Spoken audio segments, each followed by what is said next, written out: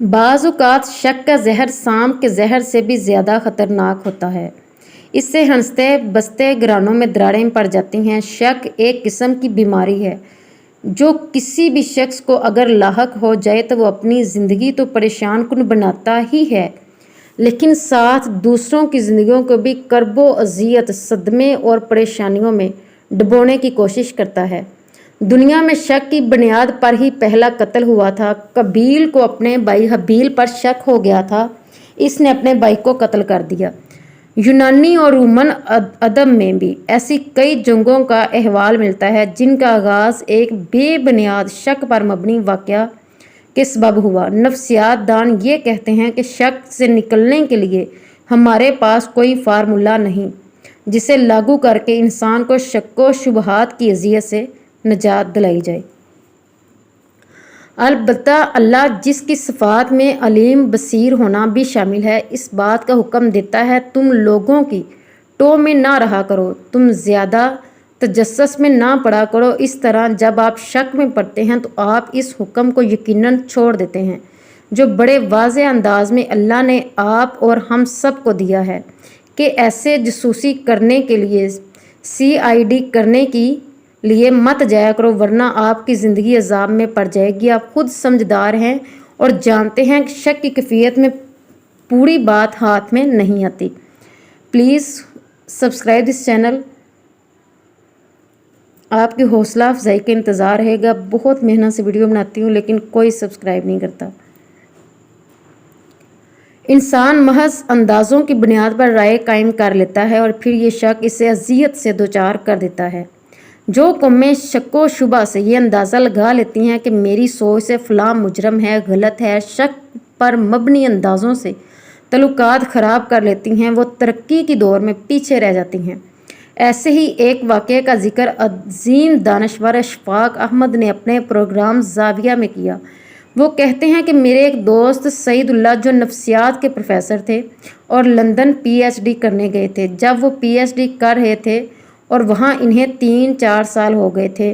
اس زمانے کی PhD ذرا مشکل کام تھا تو ان کی بیوی کے ساتھ عجیب و غریب حادثہ گزرا۔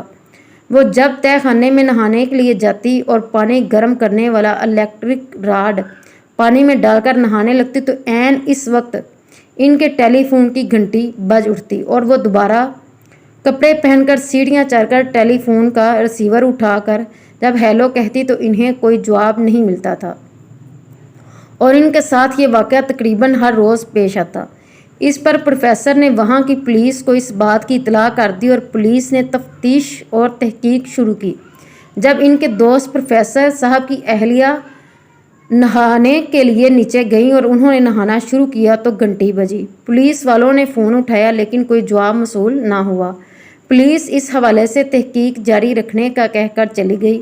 اب پروفیسر نے اپنے تئیں بھی کچھ تفتیش کی تو ان کو لگا کہ ان کے سامنے جو مکار اور موٹا آدمی ہے جس کی ٹانگ کٹی ہوئی تھی رہتا ہے، یہی فون کرتا ہوگا، اور وہ تھا بھی کچھ بدتمیز قسم کا۔ چنانچہ پولیس نے بھی اس کے نمبر پر پہرا بٹھا دیا، حالانکہ وہ شخص فون نہیں کرتا تھا۔ پولیس نے ایکسچینج سے بھی پتہ کیا لیکن وہاں سے پروفیسر صاحب کے نمبروں پر کوئی فون کال آنے کی تصدیق نہ ہوئی۔ لندن کا یہ واقعہ اتنا مشہور ہوا کہ ذرائع ابلاغ کی خبروں کی زینت بن گیا۔ ہر چھوٹے بڑے اخبار، صبح و دوپہر کے اخبارات میں اس بات کا ذکر ضرور آتا۔ ایک عرصہ تک وہ ملزم گرفتار نہیں ہو سکا اور اس عجیب چور کا پتہ نہیں چل سکا جس نے پروفیسر اور اس کی اہلیہ کا چین چڑا لیا تھا۔ چنانچہ سب تھک ہار کے بیٹھ گئے۔ پروفیسر صاحب کی بیوی نے دیکھا اب اس ملک میں نہانا رہنا نہیں چاہیے اور انہیں یہاں سے چلے جانا چاہیے، کیونکہ یہاں کے لوگ بدتمیز اور بدمعاش ہیں اور ان کا انداز عزت شریفوں والا نہیں۔ پروفیسر صاحب نے کہا کہ میرا تھوڑا سا کام رہ گیا ہے، وہ ختم کر لیں تو چلتے ہیں۔ ان کی بیوی نے کہا کہ دفع کرو، کیا PhD کے بغیر زندگی بسر نہیں ہوتی؟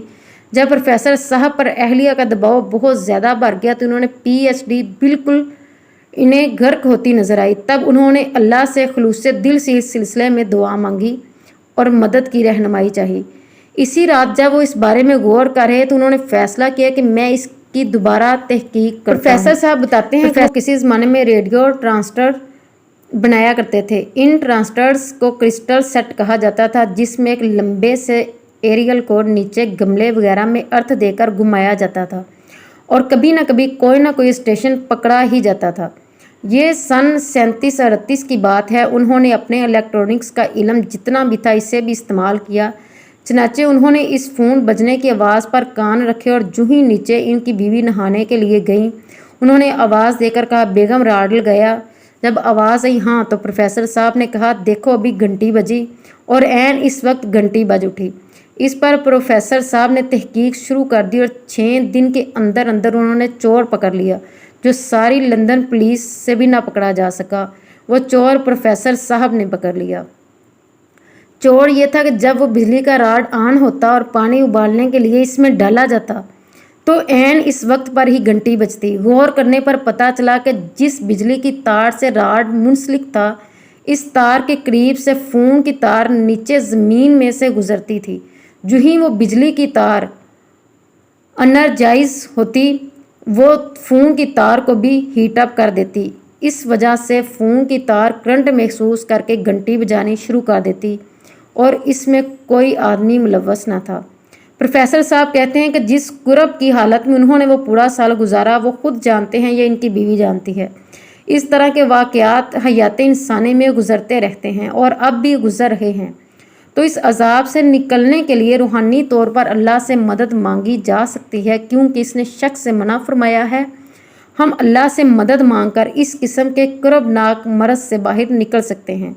अगर कभी आपको ऐसी मुश्किल दरपेश हो कि हमें शक व शुबा या ज़न में मुब्तला हो जाएं, तो फिर अल्लाह की रस्सी को मजबूती से थाम कर और अपने आप का सब कुछ सारा ढीला डाल छोड़कर खुद को इसके हवाले करके इसका हल तलाश करें, तो हल तलाश करना नामुमकिन नहीं।